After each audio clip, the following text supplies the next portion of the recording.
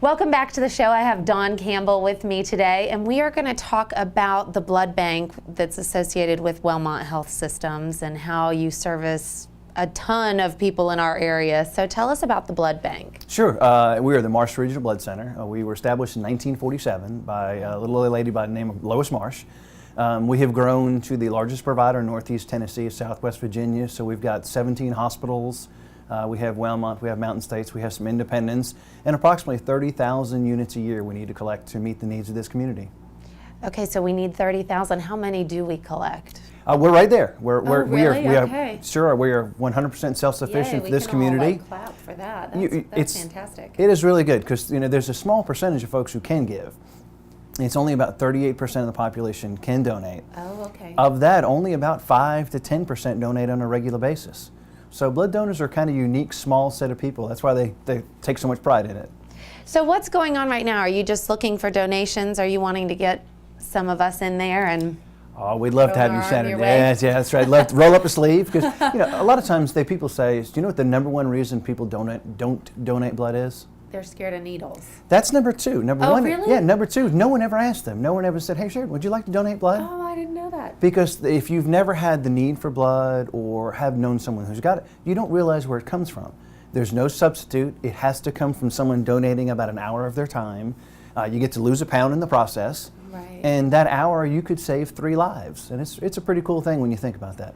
Well, and I also teach a class over at ETSU, and so I think when you're in that environment, you realize that there's lots of opportunities and it's really well advertised. Mm-hmm. But maybe you're right. Obviously you're right. You've done the research. People aren't asked. So we're asking all of you to come. Where do people come? And sometimes I think you just see these blood drives, but you don't have to just go to a blood drive. You could go any day, any time, right? You sure thing. We have fixed sites in Kingsport and Bristol. They're open 5 days a week. The Kingsport location is open on Saturday mornings also. But we have 4 mobiles, and we do almost 700 mobile drives a year in the community. So come look on our calendar, see where we're close to you, come out and donate. Okay, so where do they go if they're at home right now and they're thinking they do want to throw their sleeve up? We are asking you to donate.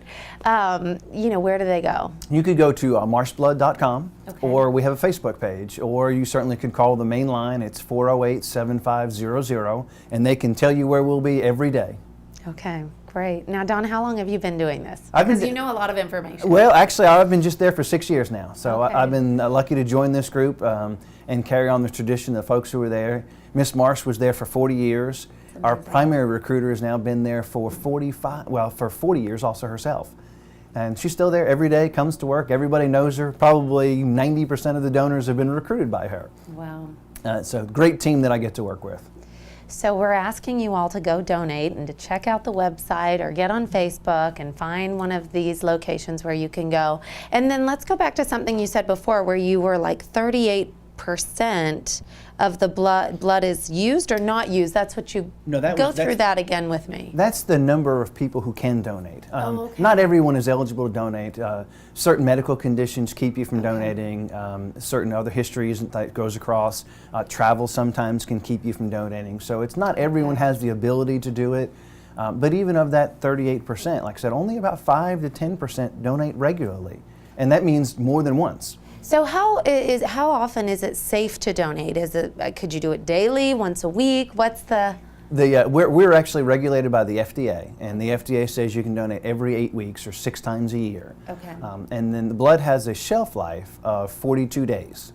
So if we don't use it in those 42 days, we need to go ahead and destroy that because it's not that it's unsafe, it just doesn't carry the same life-saving properties that it would if it was healthy.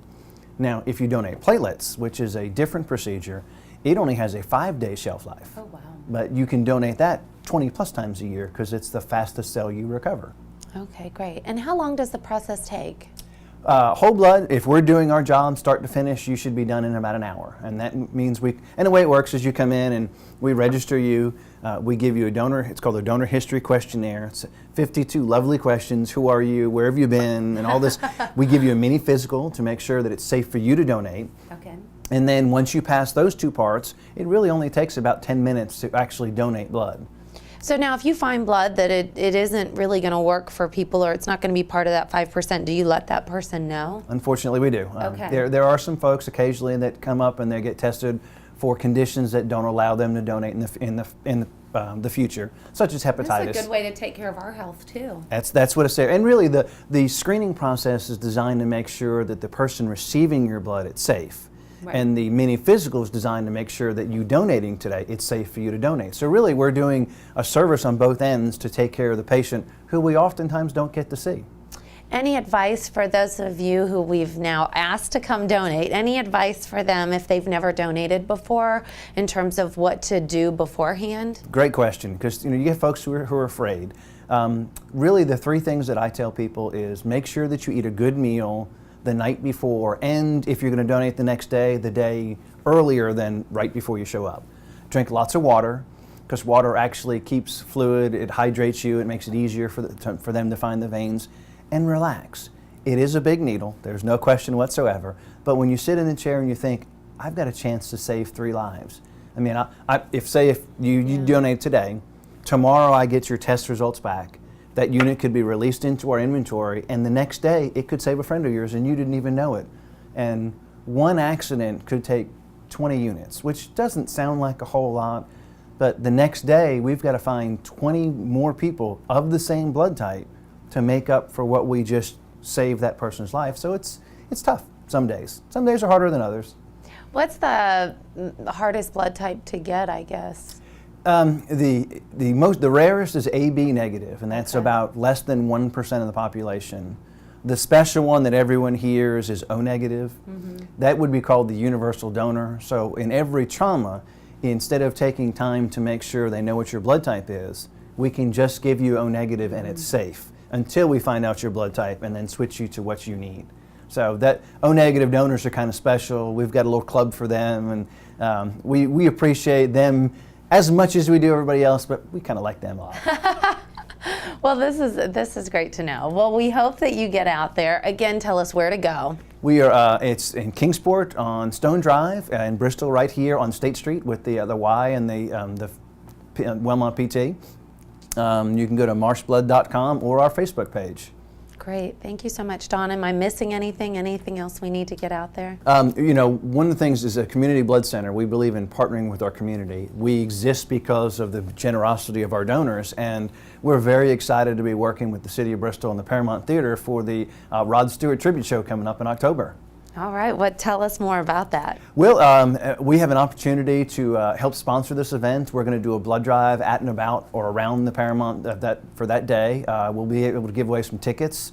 And with any luck, we'll be able to have Rod come down. Well, I think it's Rob. I'm sorry. It's Rod and Rob come down to the donor center, and maybe you get to meet some of the folks and listen to a fabulously good show. Apparently, he is a great show. This is a favorite. So you will have a packed house. How are you going to staff that? Because I should imagine you'll have a lot of people. Well, that's a good problem to have, and we will be there, and we'll make sure that everyone who comes out and donates blood gets a great seat.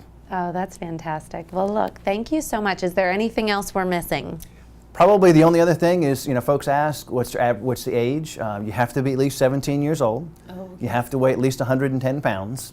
Okay. The other question folks ask, is there a top age? And there really isn't. Oh, okay, good to know. As long as you meet the criteria and as long as you pass that little mini physical and screening, you can donate blood. And I think our oldest first-time donor was 85 years old. Oh, how neat. Yeah, heard about it, wanted to donate blood, and there he went. That is great. Well, Don, thank you so much for being on, and I'm sure you all will find him at the concert, and then, of course, look for them online. Great cause, and we definitely know we can really save some lives and make a difference. Thank you, Sharon. I appreciate it. Yeah, no problem. Stay with us. We'll be right back.